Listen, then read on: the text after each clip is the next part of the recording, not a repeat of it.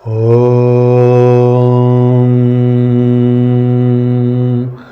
श्री गुरुवे नमः।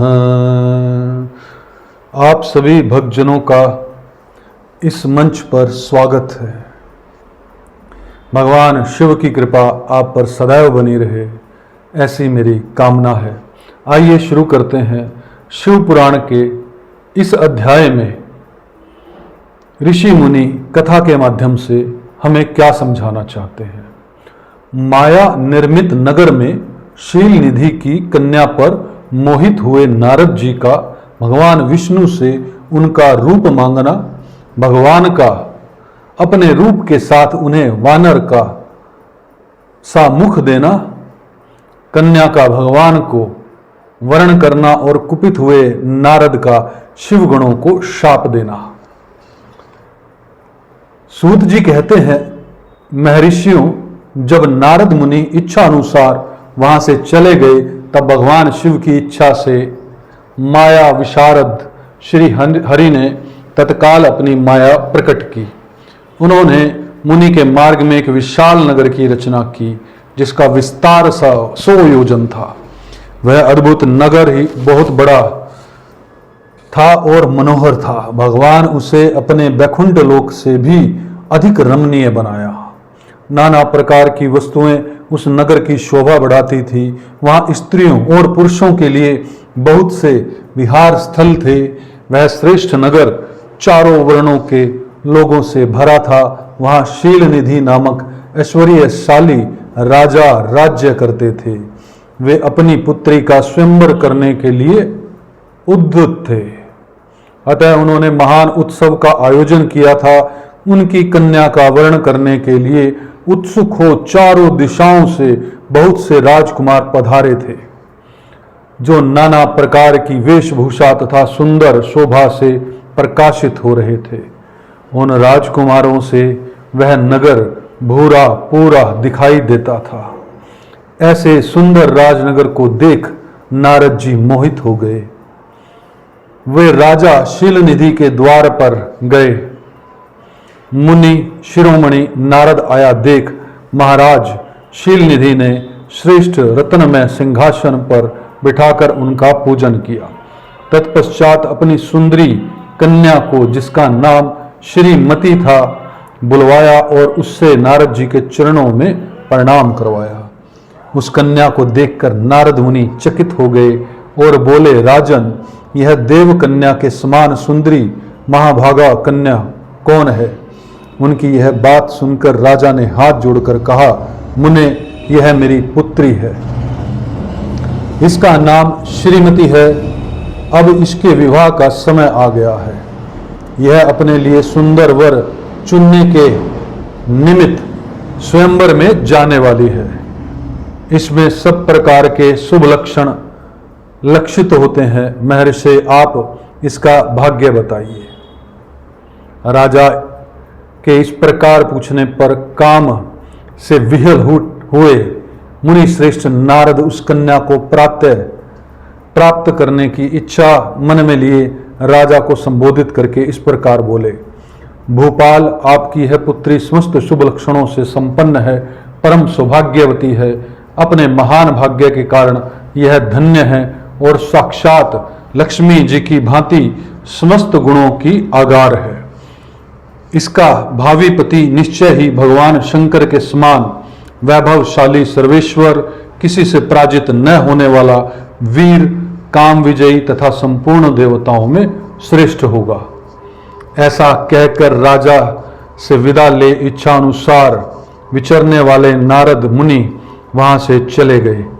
वे काम के वशीभूत हो गए थे। शिव की माया ने उन्हें विशेष मोह में डाल दिया था। वे मुनि मन ही मन सोचने लगे कि मैं इस राजकुमारी को कैसे प्राप्त करूं। स्वयंवर में आए हुए नरेशों में से सबको छोड़कर यह एकमात्र मेरा ही वर्ण करे, यह कैसे संभव हो सकता है? समस्त नारियों को सौंदर्य सर्वथा प्रिय होता है।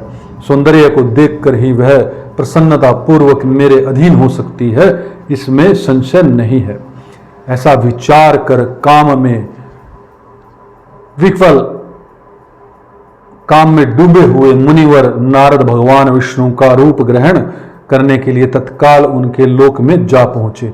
वहां भगवान विष्णु को प्रणाम करके वे इस प्रकार बोले, भगवान, मैं एकांत में आपसे अपना वृत्तांत कहूंगा।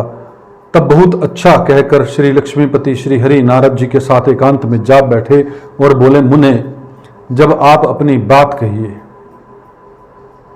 तब नारद जी ने कहा, भगवान, आपके भक्त जो राजा शीलनिधि हैं वे सदा धर्म का पालन करने में तत्पर रहते हैं। उनकी एक विशाल लोचना कन्या है जो बहुत ही सुंदरी है, उसका नाम श्रीमती है। यह वह विश्व मोहिनी के रूप में विख्यात है और तीनों लोकों में सबसे अधिक सुंदरी है। प्रभु, आज मैं शीघ्र ही उस कन्या से विवाह करना चाहूंगा। राजा शीलनिधि ने अपनी पुत्री की इच्छा से स्वयंवर रचाया, इसलिए चारों दिशाओं से वहां सहस्त्रों राजकुमार पधारे हैं। नाथ, मैं आपका प्रिय सेवक हूं, अतः आप मुझे अपना स्वरूप दे दीजिए, जिससे राजकुमारी श्रीमती निश्चय ही मुझे वर ले। सूत जी कहते हैं, महर्षियों, नारद मुनि ऐसी बात सुनकर भगवान मधुसूदन हंस पड़े और भगवान शंकर के प्रभाव का अनुभव करके उन दयालु प्रभु ने उन्हें इस प्रकार उत्तर दिया। भगवान विष्णु बोले, मुने, तुम अपने अभिष्ट स्थान हो जाओ, मैं उसी तरह तुम्हारा हित साधन करूंगा, जैसे श्रेष्ठ वैद्य अत्यंत पीड़ित रोगी का करता है, क्योंकि तुम मुझे विशेष प्रिय हो। ऐसा कहकर भगवान विष्णु ने नारद मुनि को का मुख तो वानर जैसा कर दिया और शेष अंगों को अपने जैसा स्वरूप देकर वहां से अंतर ध्यान हो गए। भगवान की पूर्वोक्त बात सुनकर और उनका मनोहर रूप प्राप्त हो गया समझकर नारद मुनि को बड़ा हर्ष हुआ। वे अपने कृत्य मानने लगे। भगवान क्या प्रयत्न किया है इसको वे समझ न सके। तदंतर मुनि श्रेष्ठ नारद शीघ्र ही उन स्थान पर जा पहुंचे जहां राजा शीलनिधि ने राजकुमारों भरी हुई स्वयंवर सभा का आयोजन किया था। विप्रवरों राजपुत्रों से घिरी हुई वह दिव्य स्वयंवर सभा दूसरी इंद्र सभा के समान अत्यंत शोभा पा रखी थी। नारद जी उस राजसभा में जा बैठे और वहां बैठकर प्रसन्न मन से मन बार बार यही सोचने लगे कि मैं भगवान विष्णु के समान रूप धारण किए हूं, अतः वह राजकुमारी अवश्य मेरा ही वर्ण करेगी, दूसरे का नहीं। मुनि श्रेष्ठ नारद को यह ज्ञात नहीं था कि मेरा मुंह तो वानर जैसा है। उस सभा में बैठे हुए सब मनुष्यों ने मुनि को उनके पूर्व रूप ही दिखा। राजकुमार आदि कोई भी उनके रूप परिवर्तन के रहस्य को न जान सका। वहां नारद जी की रक्षा करने के लिए भगवान रुद्र के दो पार्षद आए थे, जो ब्राह्मण का रूप धारण करके गूढ़ भाव से वहां बैठे थे। वे ही नारद जी के रूप परिवर्तन के उत्तम भेद को जानते थे। मुनि को कामवेश से डूबा हुआ देखकर जानकर ये दोनों पार्षद उसके निकट गए और आपस में बातचीत करते हुए उनकी हंसी उड़ाने लगे। परंतु मुनि तो काम से भरे हुए थे, अतः उन्होंने उनकी यथार्थ बात भी अनसुनी कर दी। वे मोहित हो श्रीमती को प्राप्त करने की इच्छा से उसके आगमन की प्रतीक्षा करने लगे। इस बीच में वह सुंदरी राजकन्या स्त्रियों से घिरी हुई अंतपुर से वहां आई। उसने अपने हाथ में सोने की एक सुंदर माला ले रखी थी। वह शुभ लक्षणा राजकुमारी स्वयंवर के मध्य भाग में लक्ष्मी के समान खड़ी हुई अपूर्व शोभा पा रही थी। उत्तम व्रत का पालन करने वाली वह भूप कन्या माला हाथ में लेकर अपने मन के अनुरूप वर का अन्वेषण करती हुई सारी सभा में भ्रमण करने लगी। नारद मुनि का भगवान विष्णु के समान शरीर और वानर जैसा मुंह देखकर वह कुपित हो गई और उनकी ओर से दृष्टि हटाकर प्रसन्न मन से दूसरी ओर चली गई। स्वयंवर सभा में अपने मनोवांछित वर को न देखकर वह भयभीत हो गई। राजकुमारी उन सभा के भीतर चुपचाप खड़ी रह गई। उसने किसी के गले में जयमाला नहीं डाली।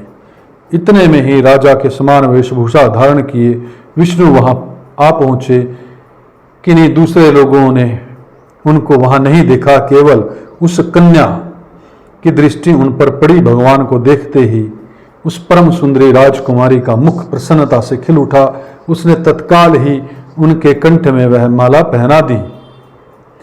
राजा का रूप धारण करने वाले भगवान विष्णु उस राजकुमारी को साथ लेकर तुरंत अदृश्य हो गए और अपने धाम में जा पहुंचे।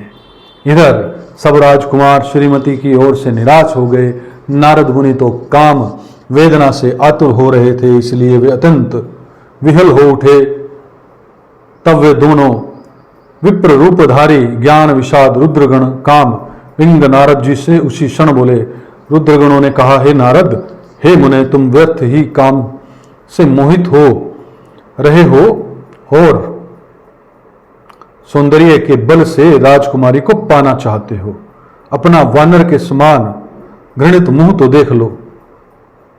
सूत जी कहते हैं कि महर्षियों, इन रुद्रगणों का यह वचन सुनकर नारद जी को बड़ा विस्मय हुआ। वे शिव की माया से मोहित थे। उन्होंने दर्पण में अपना मुंह देखा। वानर के समान अपना मुंह देख वे तुरंत ही क्रोध से जल उठे और माया से मोहित होने के कारण उन दोनों शिवगणों को वहां श्राप देते हुए बोले कि अरे, तुम दोनों ने मुझ ब्राह्मण का उपहास किया है, अतः तुम ब्राह्मण के वीर्य से उत्पन्न राक्षस हो जाओ। ब्राह्मण की संतान होने पर भी तुम्हारे आकार राक्षस के समान ही होंगे। इस प्रकार अपने लिए शाप सुनकर वे दोनों ज्ञान शिरोमणि शिवगण मुनि को मोहित जानकर कुछ नहीं बोले।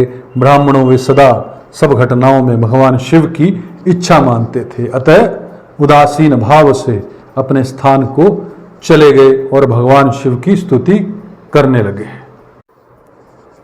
इस कथा से हमें एक बड़ी अद्भुत चीज, बात या कहें कि हमारी प्राचीन संस्कृति देखने को मिलती है कि कन्याओं का कितना सम्मान किया जाता था, कि उनको अनेकों वरों में से, अनेकों पुरुषों में से अपना वर चुनने का अधिकार इस समाज ने दे रखा था। तो स्त्री की कितनी रिस्पेक्ट सनातन धर्म को मानने वाले लोग करते थे, वो इस कथा से हमें पता लगता है। और दूसरा हमें पता लगता है कि किस तरह से भगवान विष्णु कोई भी दुनिया बना सकते हैं, एक पैरेलल वर्ल्ड खड़ा कर सकते हैं। उनके लिए तो एक पैरेलल वर्ल्ड ही था ये। तो ये भी जानने को हमें मिलता है। और एक ब्राह्मण मुनि भी काम के वश होकर इतना ग्रसित हो सकता है कि वो माया को ना समझकर भगवान की और शिवगणों को श्राप दे देता है जब उसकी इच्छा पूरी नहीं होती। भक्तजनों, दोस्तों, साथियों, मित्रों, यह वीडियो हम यहीं पर समाप्त करते हैं। अगर यह वीडियो आपको पसंद आई हो तो इस वीडियो को शेयर कीजिएगा, लाइक कीजिएगा और हमारे इस मंच को सब्सक्राइब कीजिएगा। भगवान श्री की कृपा आप पर सदैव बनी रहे। ओम तत्सत, ओम तत्सत, ओम तत्सत।